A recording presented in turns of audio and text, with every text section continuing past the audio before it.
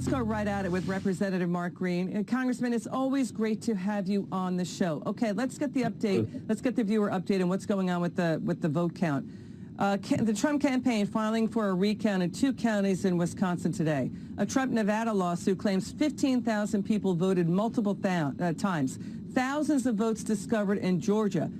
People keep saying, critics keep saying, election watchers keep saying, this is not going to change Biden's lead. Is this enough to turn it around? Absolutely possible, Liz. I mean, we don't know. We've got to get to the bottom of it. Every vote has to count. I mean, we've got to go through the courts to allow the president to have his time in court. And I mean, the Constitution sets all of this up. What a lot of people don't realize, it's not the media that declares the winner. I mean, December 8th is the deadline for the states to have all their recounts completed, and on the 14th they have to, the electors sit down and actually vote. And the 23rd of December is when they send all that stuff to Congress, and of course we're the ones that make the final tally count of these electoral colleges. So there's plenty of time.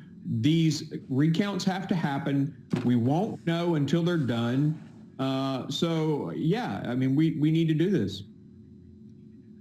It's up to the courts. I mean, it's up to the courts, and I hear what you're saying, and then it moves to the Congress. Sure. They're not winning in the courts right now, and we keep seeing that they've got proof of computer malfeasance. It's sort of show the money, show the beef, either put up or shut up now, because the courts are really basically 20 decisions going against the Trump campaign, and now you've got Senator Mitch McConnell now assuring there will be an orderly transfer of power to the Biden administration. So your reaction to that? We're going to move on to the next story. Your final word on this. My thoughts on this is simply, let's do the accounting. Let's make sure this is about confidence in the system, Liz. That's as important as anything here, making sure that the American people have confidence. So let's count all the votes. Where there's a required recount, like Georgia, let's do it. Where there are audits that need to be done, like in Michigan, let's do them. Let's go through the process. And when it's decided who's actually won and all this is settled, there will be a transition, and it will be appropriate. Yeah. Okay, now let's move on to this. Nancy Pelosi wins back the gavel as House Speaker. She's signaling this could be her last term as Speaker. But, Congressman, there's a real danger zone happening right now for the Democrat Party, and we're going to explain. When you look at what happened in the battleground state of Florida, and by the way, many examples of the media showing that Democrats are in a post-election meltdown in swing states like Florida. It's not just in the House, it's also happening in the swing states. The Democrats had one of their worst election performances in the country. The Democrats are at a tipping point in Florida. They lost to blue Miami-Dade County. Hispanics, expats from Cuba and Venezuela saying, we're not socialists, we're not going there. But here's the thing, the timing cannot be worse. We're seeing political redistricting happening where the Republicans command and are governing the majority of the state houses across the country. Sure. They could redraw the maps to get their gang into Congress and into state houses. Not looking good for Democrats right now. Your word on this.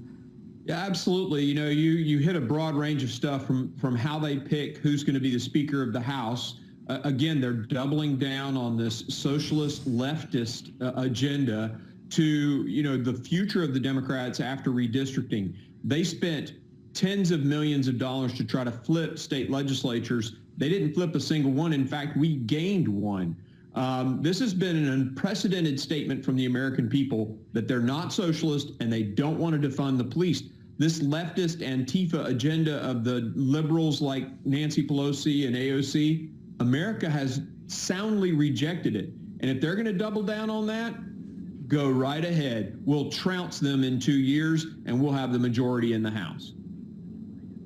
Well, so then what is the agenda going to be for the Democrats if there's such a thin majority in the House right now? They're not going to get Medicare for All through. They're not going to get Green New Deal through. I mean, it looks like it's going to be a lot of executive orders if Biden is sworn in, right? So, and then that means that, Mitch McConnell will put up a fight in the D.C. Court of Appeals against the executive orders. So we're at major gridlock. Listen, we've been saying this. We've been looking at the polls. America is neither far right It is not about white supremacy. It's not far right, and it's not far left. It's not about big government leftist socialism. That's not what it is. And the Democrat Party is mired in a civil war about that. It could have profound consequences for them for decades to come if that redistricting map gets redrawn, as we're now talking about. Is that going to happen? Is that what you see coming? Well, clearly we're going to redistrict, and that's going to work to our benefit. There's no doubt about that. We're going to do it fairly, but it'll work to our benefit. They're split on their side of the aisle, at least in the House. And they have a moderate wing to their party. Not many of them left, but there are a couple over there, and they're fighting inside their caucus against the sort of squad, if you will, and the leftists. So that battle is going to continue to rage on. In terms of gridlock, yes, I think what you're going to see is us pushing back, creating that gridlock to stop and halt those socialist leftist policies, Medicare for All being an excellent example, which you cited. And I think what we're going to do is retake the House in 2 years, and then we'll govern. I mean, since President Obama won Florida in 2012, Democrats won only one statewide race.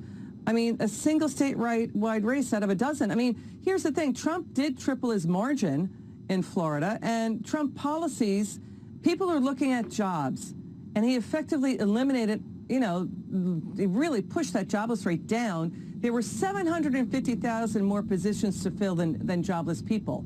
And percentage income growth, you see that among the lower 20%, rising more rapidly in percentage terms than the top 10%. This is all prior to the pandemic. But his policies were working. They were working to get people, and putting food on the table. Your final word, Congressman. Well, the great thing about Florida, and you mentioned Florida, is you have a conservative governor down there who is showing that conservative principles work.